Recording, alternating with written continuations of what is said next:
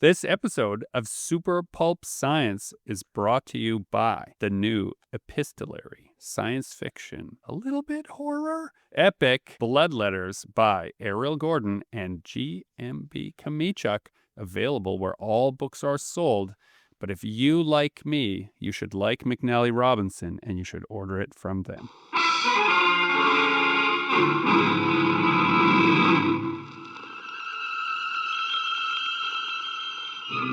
Attention, citizens. It's time for Super Pulp Science.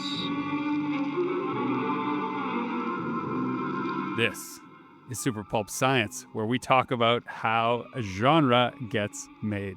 This is G.M.B. Kamichuk, your host. Why did I enunciate so clearly? It has come to our attention that the AI that translates all text on Spotify cannot get my name right no matter how hard it tries. Lyndon, it has trouble with your name also. You're Jim Bachuk. Jim Bachuk. Yes. You're off. Sometimes it comes up as Lanyard. Okay. All right. It's auto-correcting to Lanyard. Not enough of those in the studio. That's right. The enshittification of all audio content is now underway. This special episode of Super Pulp Science is a rediscovery rather than a recap of Calgary Expo 2025. Usually we do the recap episode right away. We are joined also by my long-suffering co-host, Justin Curry, known the world over as Chasing Artwork, and also proprietor of Stranger Fiction, writer and poet laureate of Hell, Dr. Jonathan Ball, is also here, and we're going to rediscover the Calgary Expo 2025 together. It has been 3 weeks, and we realize that by hook and by crook, a number of things have gotten in the way of us doing the proper recap. So we swore we'd do one. We planned to do one. We all got together to do it. And then Justin said, remind me what happened at that show? So here we are. We're going to rediscover it together. This was Lyndon's idea. I think it's the trauma of the drive there that's caused me to block it out of my You guys brain. had a whole podcast about that. To the dear listener who has felt the enormous build up to this show, I feel like this could be an incredible letdown because our episode of the harrowing journey to Calgary precedes this one. I would like to take this moment also to address a dear listener's very scientific information, facts, if you will, that were pointed out. Facts are made up. No, these were scientific facts. So to the dear listener who hasn't listened to the last couple of episodes, I found myself in what I thought was the branches of an old oak tree surrounded by snakes. And a conservationist who listens to the podcast, who is in that area, reminded me that while the hibernaculum of those snakes is well known on the Bow River to those people, that was in fact not an oak tree. A common misconception once a cottonwood falls and all of its foliage disappears is it can be easily mistaken for an oak tree by those who don't know better. Dear listener, I am one such person who didn't know the difference between a fallen cottonwood and an oak tree. Thank God we cleared that up. Yeah, thank you for We're taking getting up so 85 many seconds of emails that. about. Right. So I just want you to know that we take scientific reality very seriously here on the podcast. Speaking of reality, Listener, we heard your concerns. Yes. so what I'm Stop sending letters.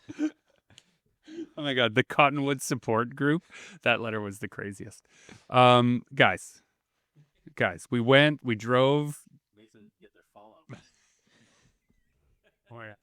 We drove so far. We had such a big show. We had a great show overall, but I think it would be fun right now, rather than give too much structure, because we're actually looking through the long barrel of nostalgia almost 3 weeks later. Dusty lens. Yeah, the dusty lens. It's okay that we don't remember everything. What are some highlights of things that made you feel good that you did it and it made your regulars happy? Let's start with that. Something that stands out, because those smiling faces often are my favorite parts. I don't have one specific, but just like something in general that I think made everybody happy at this table and customer wise is There's a new convention center in Calgary. Just gonna mention the new venue. There's not, it's not exactly a new venue, but a new part of the venue has been added on. And so in the past, dear listener, the Calgary Comic-Con was vendors in one building, and across a parking lot in another building was the Artist Alley. And that was working out pretty okay, but in the first couple years that they made that split, people didn't necessarily make it to both buildings. One of the buildings was a little bit older than the other building, and so people have preferences on, oh, traffic's better on this building. There And, was oh, definitely more stairs, so it wasn't as accessible. it wasn't as accessible. So it wasn't the most ideal situation, but this year the new convention center was finished. So the entire convention was under one roof again.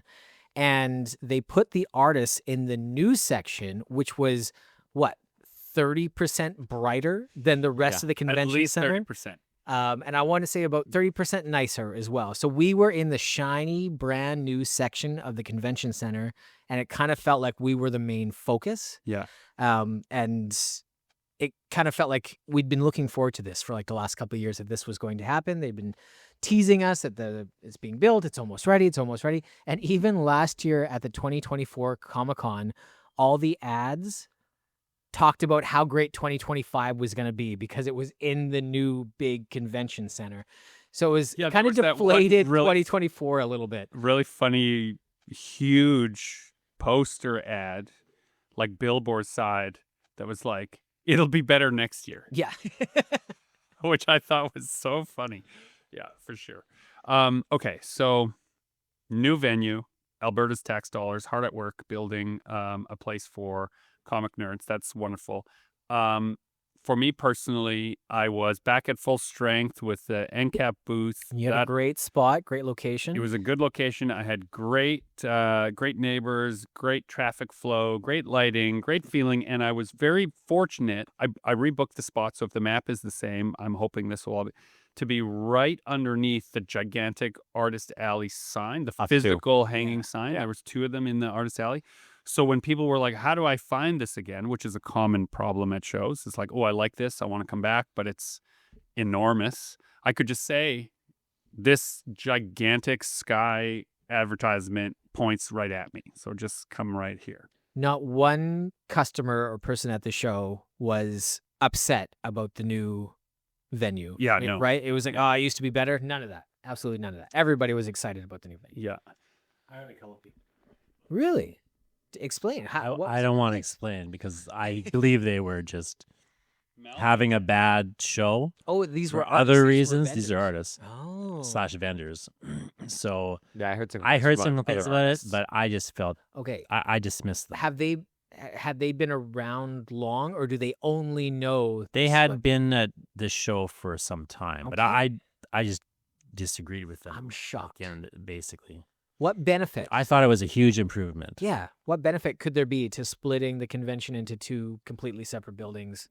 I'm a not. walk away. I'm not sure that was the complaint per se. It was more about. having a bad show. Oh, okay. And they felt that was what they were going to pin the blame on. Is my reading. So if I'm going to cast a little bit of shade on malcontents, there were a few that I'm aware of for sure that came to me and said, oh, yeah, I had a better show last year. And I said, oh, that's too bad. You're a little, we're all in it together. It's all part of the same circus. So you usually ask, well, what is the new thing that you brought? What is the new piece? What's the new thing? I'm sorry that doesn't land. I would show like, oh, here's a new thing I've got that I thought would light the world on fire. It hasn't landed yet. And universally almost in those that were complaining, they had not added new work to their inventory. And so I think what maybe they were feeling was something that we have taken for granted, which is that notion of the 80-20 rule, right? They don't have something new for their repeat customers, and so their sales are down, right? And that new thing can be small, and it'll still help you a lot. So this is my 2 cents. I noticed as well, like I do a lot of conventions and I walk around a lot of, not about the Artist Alley, but this is about the vendors and exhibitors. And it seemed to me an especially lackluster year for exhibitors. And I was wondering if that had something to do with, I don't know. It seemed like nobody had anything new. Everybody was just like cleaning out the back rooms of their stores or something. Did it was feel like everyone took their stock from last year, stuck it in a storage warehouse somewhere in Canada, couldn't get anything new across the border, that it? and just rolled out the stock they had that already was Oh, I existing? didn't think of that. Yeah. It seemed Or- like just especially dull in the vendors. Yeah, vendors also, did feel like that. Yeah. Mhm. And the difference, dear listener, of vendors and exhibitors, the distinction we're making is someone who has bought, they're like a bookstore or a toy store or a comic store style inventory. They're buying it from a distributor, from a third party. Yeah. They're repackaging it, reselling it. Itemizing ones that are rare or chase items or hard to find items and selling those things. Selling Golden Age books, key issue books, that kind of stuff. It's a little matter we need to talk about. Yeah, money, right? Well, forget it. No, not money. Gray's Sports Almanac. It might have also been because as well, to go into the vendors, suddenly the ceiling came down about like, And the lighting. and the lighting came down, and it felt like you were going into like the dark section of the show. It was. Yeah. It was the dark section of the show. I mean, it was still. It's funny because now that we've painted this picture, we imagine like this dimly Dungeony, lit, like handing out flashlights so that you could find it. No, it wasn't quite like that, but there was just a noticeable difference, probably in just the kinds of actual lighting system. Speaking of shining lights or the dim world, Jonathan, you were essentially there as a small press publisher. Oh, it's Jonathan's first Calgary show. First Calgary, Right? yeah. Your first official Calgary show where you did not A, have food poisoning, right? Or B, have other stuff to be doing at the same time. You were here. Why don't you discuss it from that perspective? Should small presses be at these shows? I mean, I don't know. I guess the answer to that, should small presses be at these shows? But I mean, I felt I did well at the show. I had a number of wrinkles, which we don't need to get into with the booth and so on. But eventually, it all got sorted out, and I ended up probably with a bit more, acreage than I needed. But You'll grow into it. it worked out well. Like, I'm gonna keep that acreage because if possible, just because I felt the display was really working. I was getting a lot of people coming to the booth. We had this Darby's book, which you and I talked about. Yeah. I wasn't. So we were kind of sending our kind of cohort was like sending people between the tables to get books signed and stuff. And so I felt I was doing some good conversions off of that. I wasn't selling a whole lot of those particular books, but I was selling a lot of like my back stock because of that new book, which I think is something sometimes people overlook. As to what you were saying, just to follow up on what you were saying, sometimes you need the new work, just not because people are going to buy your new work, but because it sort of makes them look at you again. And maybe they pick up something they didn't pick up last time, We have a studio motto for that. Nothing sells your first book like your next book, right? It really does. People will go, oh, you have a new thing. Oh, you have lots of things. Oh, where should I start? And like sometimes they go all the way back to my very first book and you're almost talking them out of it. It's friend of the podcast, Samantha Biko, says this sometimes, like people will pick up Lake in the Library, which has been in print for 14 years. She's like, buy my new one. I'm so much better. But, Yeah.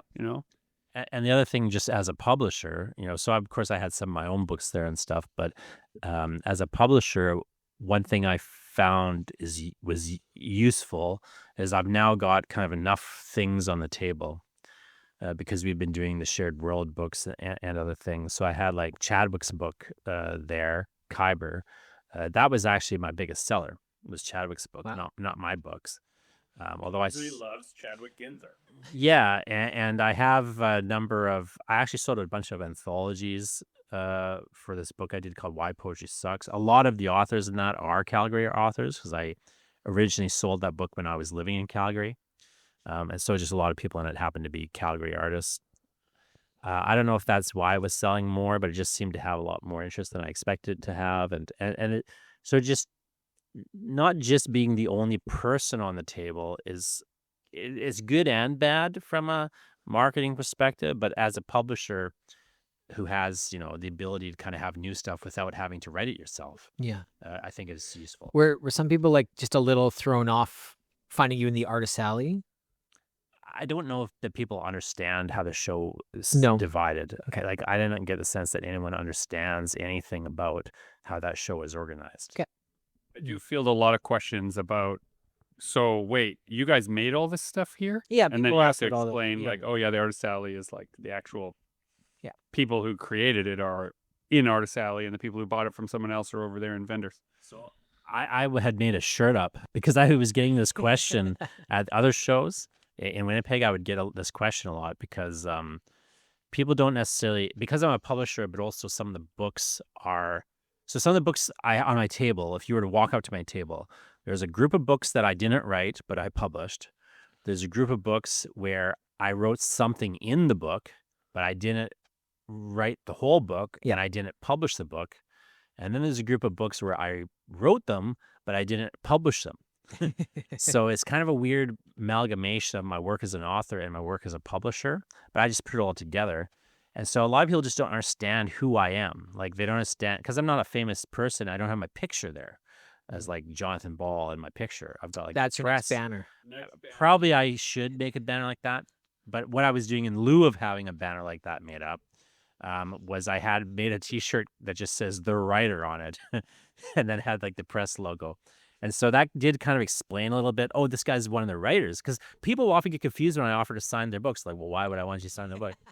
It's like, well, no, I'm the writer of that book. You're just a filthy publisher. Okay, to really fit into the sort of subversiveness of how you tend to operate in the publishing world, I feel like you should have a picture of 3 different people, and it should say one of these men is Jonathan Ball, and one of them should be a picture of you, and the other 2 should be other people that are not you. And I think that'd be funny. And I think I know 2 of your friends. One of them who went to an event as you, pretended to be you, and then signed books as you would be one of the people that you should also have on that banner.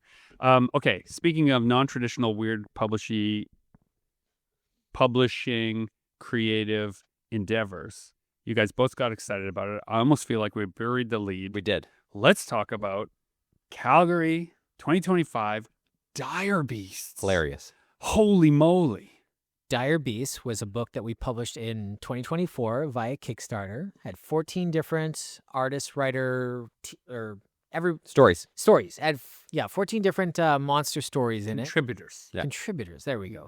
And we launched at the Winnipeg Comic-Con, and we all had a pretty good show. And so we all were excited. Calgary is kind of our first big show of 2025 to bring it out to. And there was 11 of us at the 12 of us at the show. 12 of the contributors were at the Calgary show. And God, that book was nonstop making the rounds, because if you buy it from me, I immediately send you over to Lyndon's table, who sends you over to Zach, who sends you over to Gregory. And dear listener, if you're late to the party here, what we do is we'll do an original sketch and a little doodle or a little signature or Free a little artwork. Every contributor then tons. And so we got feedback from a few of those contributors where their neighbor booth people were like, I didn't know you were famous. I didn't know you were such a big deal, because people were lining up to have them sign or sketch in this book that they were a part of. And they said, like, suddenly people like gave a shit about me at this thing. They all like the weird, kind of unfortunate glamour that is cast by a couple of people with a book and a pen really did have a significant effect on a number of the booths there.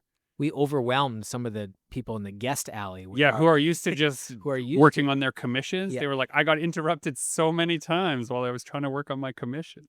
Yeah, so it had a overall really cool effect, because if you think about it, at a certain point, if there's 15 contributors and 14 of them are there, and even if conservatively that's 20 copies each of us moved, that's on the low end for some of us, but suddenly you have hundreds of people who are moving around getting signatures on any given day. there's no way that Darby's didn't break 3 digits at Yeah. that show. It's fine. Hey, did you just take his wallet? He just took that guy's wallet. What did we think of the map?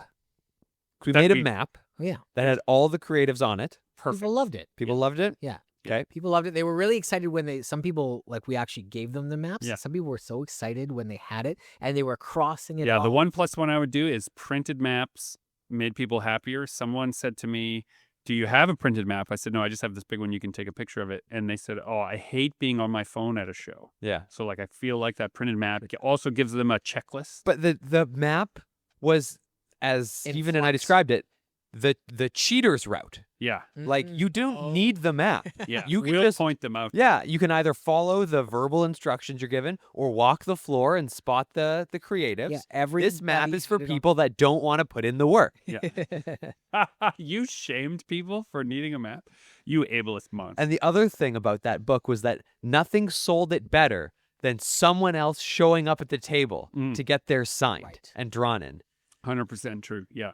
And a number of people who just said, I bought this book mostly so that I could tour the show. Right. It gave me an excuse to walk around. Going with to all these purpose. booths without having to spend money as Yeah. well. Yeah. It's kind of nice. Yeah, people saying that, and I think this is true, dear listener. If you're at a big show with 50,000 people squeezing through, you can get kind of swept up in the horrible capitalist corporate monopoly of like just Buy this, buy zombie this, walk buy to this, buy buy this, this, buy this, buy buy this. this. Yeah. So our secret agenda here is an actual fun, free, value-added search, and so that is what we did, never knowing if it would actually work, though. So this one, I think it worked the best. I thought when we launched at Winnipeg, I'm like, it can't get better than this. That was so fun. Yeah. There was enough of us there. Can't This get was better great. than Dead Work. Right, yeah, it can't, but it did. It did. It was Yeah. so fun. Yeah. Yeah. I took the opportunity at Calgary to go around and talk to all the contributors about potentially working on another project, similar style, similar size. And so hopefully we'll have lots to talk about that in a future podcast. I But think so, yeah. I think that project was a resounding success. Like even, initially like it funded its Kickstarter, it went over, but it wasn't like crazy. But now, oh my God, like it seems like it's really caught fire. We're going to be out of Now it. that- We're going to run out of that book in a year Yeah. at this We're gonna rate. run out of it, and that's kind of funny because we were like, well, we'll have enough of it so that when we do the second volume, which I believe we're tentatively calling Noble Beasts, I think Noble Beast is sticking. it's sticking. Yeah. That when we No matter what Jonathan says. that when Dire Beast comes out, when Noble Beast comes out, we'll have enough Dire Beasts that it'll help move, both of them. But now instead, I'm a little worried that we're gonna have Noble Beast and we'll have no Dire Beast to explain it's part of a series. Second printing. Yeah, Second printing within a year is pretty amazing. that would be amazing. I don't know. I mean, don't know. I don't want to count our chickens. We have plenty of year left on the calendar. Maybe we could buy copies back from people that aren't doing Like when they enough come to work. sign it. Oh, I see what you mean. No, like from the other contributors are like, oh, I didn't need this many copies. Yeah, so kind of looking behind the scenes of Dire Beast, like none of the contributors were paid for their pages. They were paid in copies of the book. So the people we chose to be part of this project, the people that we worked with, are all people who do conventions and know they're going to make their money selling the book at conventions. So if you were in the book, you got a bunch of copies for free, and then you could buy more copies at cost, and that's how everybody kind of And got paid and fulfilled and is making their money. just for the dear listener, the economics of that is if you have a book through a traditional publisher and you're getting royalties on it, you're getting 10% of the sales. You're getting $1 So a book. you're generally. paying about $1 a book. If you are controlling the means of your production, then you can be getting as many as $15 a book. And so that is what we were offering them. So when we're saying we didn't pay people, we basically said, contribute 10 pages, be part of our giant mutual fund, which is also a comic. The Kickstarter will pay the print run. You'll get your copies out of it. And so as a result, you'll get paid X if you sell your copies. Yeah. Almost like a non-evil Amway, in a sense. When I think about it, this is how pyramid schemes are. Yeah, Isn't it? we're starting non-evil. I'm sure we'll turn evil eventually. Yeah, like did we just accidentally reinvent the pyramid scheme? And if you get two of your friends to contribute to the next because notebook, that is kind of what's happening. I'm like, oh, you two should be in the next book. Lyndon, you had an end cap for the very first time. We had our very first. How did that go? How was your very first end cap? It was great. Yeah, we last year compared to last year. Explain to the listener what an end cap is and why that's exciting. Right. Yeah. So the standard Comic-Con table booth is what we would call an inline, which means that you are in a row of tables that stretch from one end of the convention wall to the other. And a premium end cap are the double wide tables that aptly named, cap the end of each row so that you get you're located on a more major traffic route for attendees, and you get a little bit of extra space at your table, especially if, like we did, you decide to, or you find a way to close off what we would call close the corner, which is the gap between the two tables you're given and the back wall behind you, or the back stand behind at the back trap of your yourself in there. Basically, yeah, you box yourself in so that your booth is facing all directions around you. And Calgary was our first show with an end cap. Our sales were up about 30% compared to last year, a little more than that, I think. Which is, from what I heard on the floor, I think most people like did about the same as the year before, maybe like a little bit less. It didn't sound like anybody was really breaking their numbers from last year. Honestly, I think Dire Beast was the difference between us just hitting the mark and getting the bump. That's what I feel. Dire Beast was great, because especially when in book sales. In book sales, yeah. And, that it's always nice to get the first sale in the morning each day. Mm-hmm. You know that because of Dire Beasts, there is potentially 13 people that are all working towards you getting your first sale. Because someone else sells a Dire Beast, they're going to make it over to you at some point. Do you think that bump that you saw is a result of the end cap, or a result of people coming back after having bought the laundryman, or just having Steve there and having another person working the booth, or what do you sort of attribute it So to? all of the above, but it was still, I would say, 10 to 15% higher than 2 years ago, which is the year where both Stephen and I were there and we launched Laundryman, the first full book. But Steven's charisma has increased in the intervening years. It's dad charisma. Dad He's charisma. got the vibe, right? He's always been a personable gentleman. The mojo. But I think, it is like he's positively he's had a glow up. He's had He was back to making comics again. Right? That's got to be it. Yeah. So, the combination of having Steven back at the table, of having the end cap, the venue all being in one room, all of these things sort of coalesce to give Infinite Studio its best show ever. We had printed a run of 50 hand-numbered copies of Laundryman issue 4 because last year when I was there on my own, I had enough people come up to the table and say, "Where's the next Laundryman? I don't want anything else. I don't want to talk to you. I don't want to buy anything. I want this. I want the book, and I want to go." And we didn't have it. Yeah. I know what I want, and I want it now. And this year, we had a crowd of people that came to the booth that said, "Where's the next Laundryman?" And we're not done book 2 yet, but we wanted to have a small, tangible next chapter for the people who really want to support that book. Just a taste. Yeah, just we printed off 50 copies of chapter 4, which is a 22-issue comic. 22-page comic, and we hand numbered them, and I think we're already over half sold on them. So that's gonna last us till the end of this year, and then that'll be gone too. So we better get that next book out the door. But it was really nice to see that there was still, there's an appetite for that series.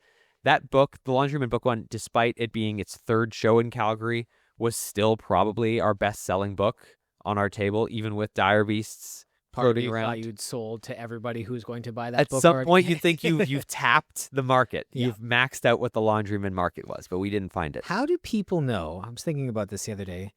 It's weird that some people they seem to sense what's new and what's not. Like, they should have no idea. Like if they're a random person. If they're a random not a person, regular. I'm just thinking like when I have something new, it always seems to like do well for a while, and then like things kind of fizzle out, and it becomes like part of the portfolio. Right. But when you go to a new city, nobody knows what's new and what's old. How do they? It still seems, and I'd like to contribute it. Like, you're always getting a little bit better, so your better stuff just is rises a to little the bit. top. Do you think maybe it's just your own? This is the part of me that used to teach psychology. It's just your own micro expressions. Like you don't realize how much you're leading their attention to the thing that you hope they'll like. Also, Or if I was actually keeping careful track of this, the numbers don't actually back that up. Hey, McFly, you bojo! The cars don't work on water! Unless you've got power! There's definitely been some pieces like I'm not the most proud of this piece, but it sells well. So I never pack enough. I never really put it prominently, but it does well enough that I should be Still proud. sells through, Yeah. even though you're not putting But any work in my into it. mind, I don't like it as much as the other stuff, Right. so I never give it Right. what it deserves. I often joke with Steven, 3 years ago, the year right after what shows had come back. And I was still in France. I had just moved back. Steven and I ran a bundle at our table, and it was like, get Infinite Universe, What Will Not Last, and Laundryman #1 Black and White together and save like $5 or something. And I don't think we sold a single one of those bundles ever. And so but we still have the sign for it in our show stuff. And every 2 or 3 shows, I pull it out and I turn to Steven and I go, I'm going to sell one of these bundles this show. Still haven't done it. Still haven't done it. Still haven't done it.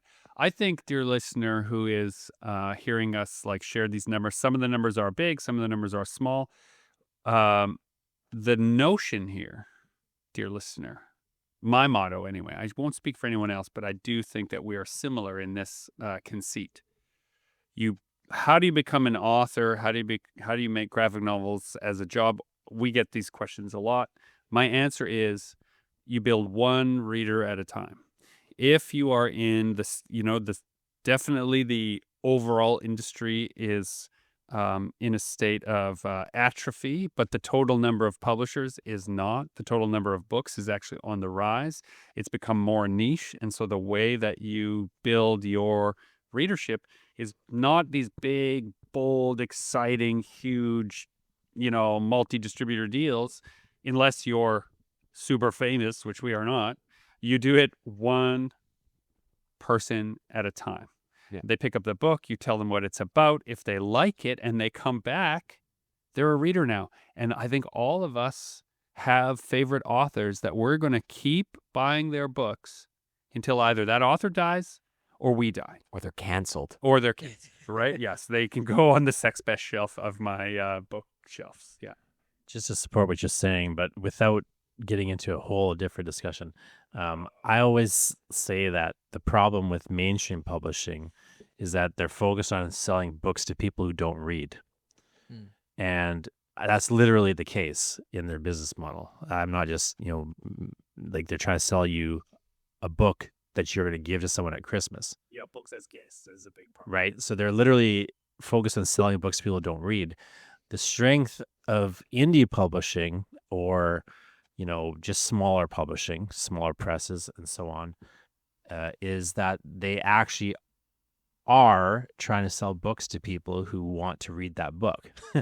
So there's a challenge there. They don't have the resources that, a larger publisher would have, but they have a clear, at least they should, let's just put it this way, should have a clear identity, should have a clear niche, should have a clear sense of actually doing what you're talking about. Like whether they do or not, they should be cognizant of exactly what you're talking about, that you're trying to build a readership for your publisher or for your authors. And you, as you say, you do that by connecting to readers like one person at a time, often in person rather than on the internet, although you could do both theoretically. I don't trust the internet anymore. I once did. I'm the last generation that once had complete trust for the internet, and now it's broken. I'm part of that generation. Yeah. It was good. Stuff outside the show. Yeah. I think everybody had a fairly great convention. Yeah. Everything was pretty smoothly run with setup and takedown of the show itself. Huh. After hours. Yeah. Dear listener, I got What to did we do? look Frank Miller right in the eye. Very rarely are you able to Don't bury the lead here, Greg. Start at the beginning. I will. But now that I've already started, you don't often get to stand on the shoulders of giants and then one day meet that giant and kneel down and look them in the eye and say thank you. This is the context here. We were out at our favorite. Do we tell our favorite meal spot? God, it's busy enough already. But yeah, 10-Foot Henry's 10 Foot is our Henry's. favorite restaurant in Calgary. Absolutely favorite. And we went there for dinner and we were having a great time. And then Steven's super comics sense was tingling. He looked over. Sure enough, Frank Miller is eating a meal. Not 7 inches behind me. And Lyndon comes over. He's like, I think that's Frank Miller. We're trying to keep it low key. We're not, he's not at work. Is Right. sort of my feeling. Yeah. And so what should we do? Well, there's nothing we can do because he's doing his own thing. So we went to the maitre d' and we tried to arrange. I explained to the server. I said, that's Frank Miller over there.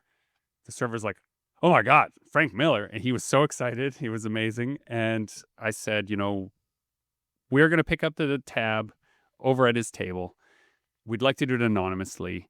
If you could please pass one message along to him, just tell him that the meal is covered and that comic creators have been eating at your table for a long time.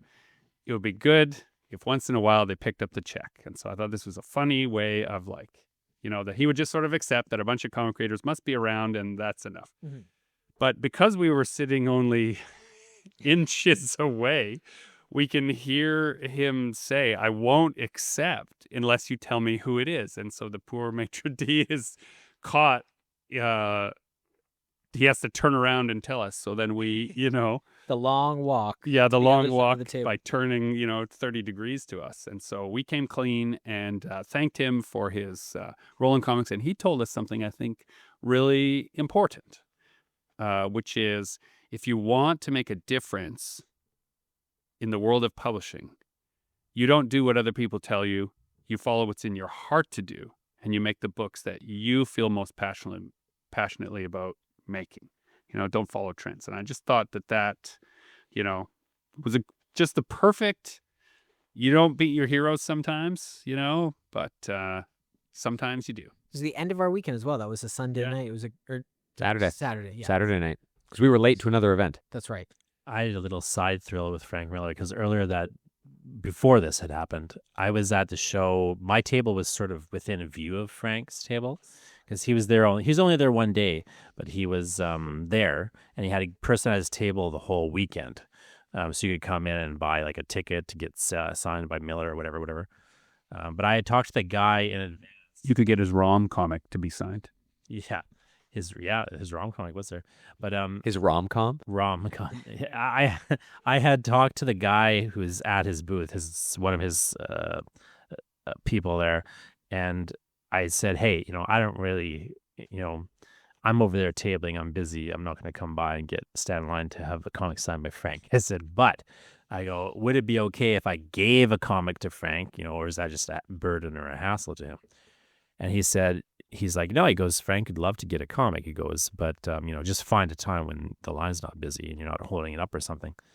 So I did kind of find a time where it was a little slack and Frank was there, and I brought him by some comics just to say thanks. And I had a really nice little mini discussion where he actually asked me to sign the comic, which is a real thrill, Was Frank Miller? I didn't hear this part of the story. He asked you to sign the book for him. Yeah. This was Shewolf and Dirk Dirksen. She-Wolf and Dirk Dirksen, yeah. Because I wanted to give him one with your art and one with Steven's art. And then he asked you about the artists, like, are they at the show and this and that. So I had a quick little chat with him. I didn't want to hold his line up, so I wasn't there too long. So that was a nice little thrill on the side. But the other thrill that with 10-Foot Henry's for me was I had, for the first time in my life, a properly cooked scallop. It was so good, I couldn't believe how good it was. Didn't we order more? I still can't believe how good that scallop was.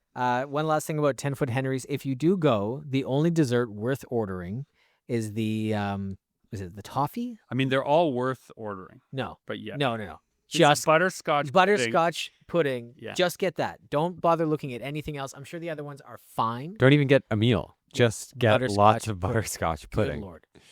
Yeah. So this podcast is not sponsored by 10-Foot Henry's, but I will say that we talk about it like 5 times a year, and we only are able to visit it once. Yeah, there was a bunch of things that happened around the show. We went to the Panel 1 event also. We were the second tier. We were the second Panel We 1 were event. so late Yeah. that We- it was empty. Yeah. By the time we got there. Yeah. It's true. We were hanging out with Frank Miller, so that was a good reason. But then we got late to the Panel 1 meeting. Panel 1 is kind of similar to Prairie Comics Festival here in Winnipeg in that it's the local comic scene that's trying to support and help one another. It's just not as good. Oh, wow. It's just not as good. Some cold business. Alberta. Prairie Comics Fest. I mean- Prairie Comics Fest. It's not run by Samantha Pico. There you go. So that's it. It's not their fault. So that was fun. We ended up having being the second event of that night. So then a whole bunch of other people who showed up late. We thought, oh no, okay, well we're the only ones here. We'll leave then. And then a whole bunch of other folks came up, like the publisher at Renegade Arts Entertainment, Alexander Finbow, and his wonderful wife came, and we all hang out and had a really good time, trying to show off Zach Schuster's portfolio. Yeah. Well, he's so bad at doing it himself. Yeah. So we contrived He's a true artist. Yeah. an entire reason to have him pull it out so we could look at it, so we could make sure some publishers saw it. Right. Yeah. He's just, for those of you who don't know, dear listener, he and I are working on a project called The Charlatan. He is also the illustrator of Lyndon's very successful So successful. Hero Man. One of the ones that I see just flying off your tables. Hero Man does sell. Yeah. Yeah. Once people have it in their hands, again, it's another one of those books that once they start flipping through it, your conversion percentage goes right up. Yeah, it's superhero story that, it's actually satire that masquerades as a superhero story. You know exactly what it is as soon as you open it up. Right. There is no way to confuse Yeah. what this goofy book is. It is not trying to fool you. There is no trickery or hoodwinking going on. Yeah, that's a great one. So we love you, Zach. You got a book to color, though, so stop listening to this and get back to work. Zach doesn't listen to this. Oh, Just take it easy and you'll be fine. And be careful in the future. The future? the best part of Calgary Expo had to be the overall feeling of my booth neighbors and my regulars just being thrilled that everything was together. It was sort of like everything old was new again, was kind of like the feeling. And I just felt like that carried on through the show. The other thing I really liked is that my place in the show, since I was easy to find, meant that I kind of felt like that sign in Indiana Jones and the Temple of the Last Crusade, where it's like all the different city names, right, are on that wooden sign. That's where my booth was. I could point to everybody's booth. And so when people were like lost on the Diary search, I got to be the sign being like, no, just keep going. There's a Scott over there. Great having at least one other Dire Beast contributor like within eyeshot. That's right. Because it's really hard to explain to people like in this sea of hundreds of booths, like Yeah. it's that one over there. Yeah. So also, I guess the best part, if I'm just going on with best parts, Dire Beast, just feeling the swell of that community kind of suddenly being all in one place. That was so cool. The worst part, Yeah, what did you hate? the worst part about it was the first thing that comes to mind is the person running the show floor, who I'll leave unnamed just because he didn't ask to be a part of our recap. There was a moment where I just saw a crushed man wanting so badly to just eat a sandwich in peace. And he was not given the peace of mind he needed. And it's just like, it literally haunted me enough that I've brought it up a number of times. He just needed a break. He just for a second. Just for a second. So my heart goes out to those people. I have not always been kind or overly generous to the people who run Fan Expo shows compared to other ones, because they're the giant faceless corporation is how it feels. But I saw the face. And I saw the toll it was taking on You them. blinked. And I blinked. That's right. And I was like, oh, they're people too. And I wish that guy could catch a break. Yeah. So that's the worst part, is that I guess somebody suffered and I had to watch it. Jonathan, best part, worst part. Well, my best part, I think, was just seeing that I could sustain the table away from your table, because in a lot of these shows I've done, I've been beside your table, which is fine and good because we have all these projects together. We have all these deals You across the banter table. that Yeah, that crosstalk But is great. it was nice to kind of see that the table would work on its He own. could do it on his own 2 feet. Yeah. Well, not just because you always are unsure when you have two tables like Without the close knit specter like of that. Jim Bachuk standing over him. Yeah, like you always wonder like, well, how much are we parasitically stealing from each other? Hmm. And so it's nice to sort of see that like it doesn't make too much of a difference. I'm sure it did make a difference, but it was still like a sustainable show. And it worked out fine. It's a nice indicator that I could do a show and not be losing crazy money if I was just going off my own somewhere. Did you miss food poisoning? No. The worst part is always standing the whole time, because if you sit down, no one comes up to your booth. That's always the worst part for me. I hate standing on the concrete for days. 4 straight days. It kills me. Maybe you're the secret new market for those elderly exoskeletal frames. Like you could get, it goes around your waist and it gives you standing power. You can even kind of sit. And you can this is a real thing. These are real things. They're on the market now. Yeah, we're going to get, that'll be the next big studio purchase, is a exoskeletal robotic frame for Jonathan to stand at shows. All right, Lyndon, best part, worst part. I think my best parts and my worst parts have nothing to do with the business side of the show. All right, having to stay with us. The best part is that I got to spend some concentrated time catching up with Steven.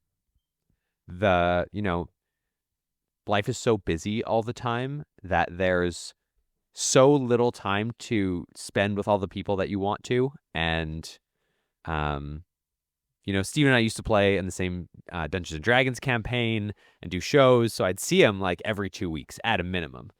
So it was nice to have a couple days to catch up, and in a way that where we weren't financially stressed like we are in Toronto so often, because our table finally reached a point, it seems, knock on wood, where, we're not making a lot of money off of it, but we're not worried about money when it comes to running it. And so we can really just sort of enjoy ourselves and talk about the things we want to build and keep making.